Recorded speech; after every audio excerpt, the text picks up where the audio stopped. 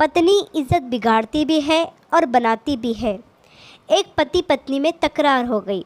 पति कह रहा था, मैं नवाब हूँ, इस शहर के लोग इसलिए मेरी इज्जत करते हैं और तुम्हारी इज्जत भी मेरी वजह से है।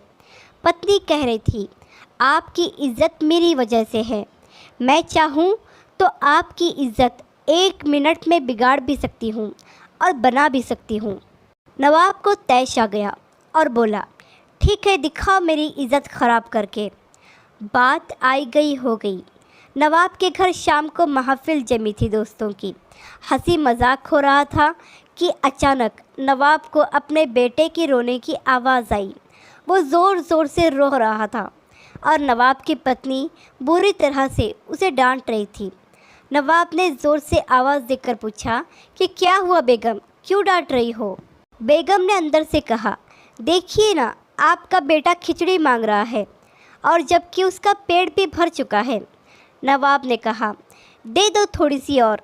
बेगम बोली, घर में और भी तो लोग हैं, सारी इसी को कैसे दे दूं? पूरी महफिल शांत हो गई।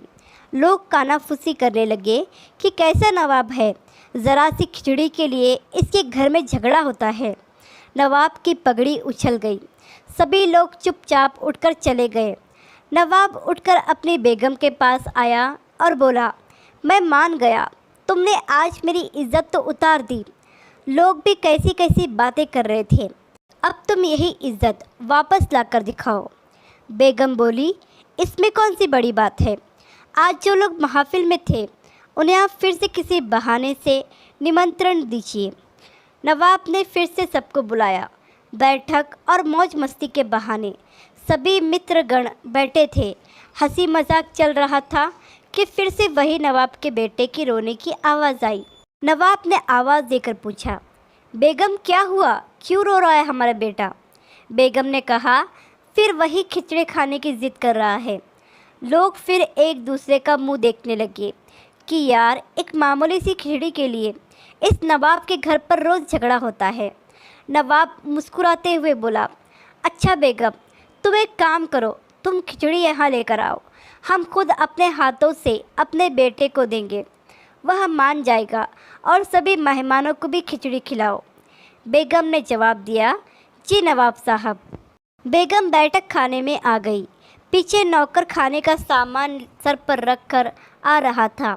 हांडियाँ नीचे रखी और मेहमानों को भी देना शुरू किया अपने बेटे के साथ। सारे नवाब के दोस्त हैरान। जो परोसा जा रहा था वो चावल की खिचड़ी तो कतई नहीं थी, उसमें खजूर, पिस्ता, काजू, बादाम, किशमिश इत्यादि से मिलाकर बनाया हुआ सुस्वादिष्ट व्यंजन था। अब लोग मन ही मन सोच रहे थे कि ये खिचड़ी है। नवाब के घर इसे खिचड़ी बोलते हैं तो मावा मिठाई किसे बोलते होंगे? नवाब की इज्जत को 4 चांद लग गए। लोग नवाब की रईसी की बातें करने लगे।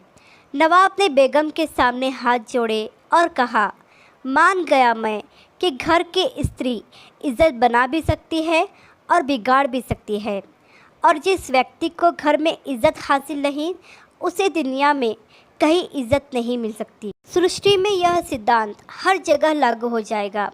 अहंकार युक्त जीवन में स्त्री जब चाहे हमारे अहंकार की इज्जत उतार सकती है और नम्रता युक्त जीवन में इज्जत बना भी सकती है।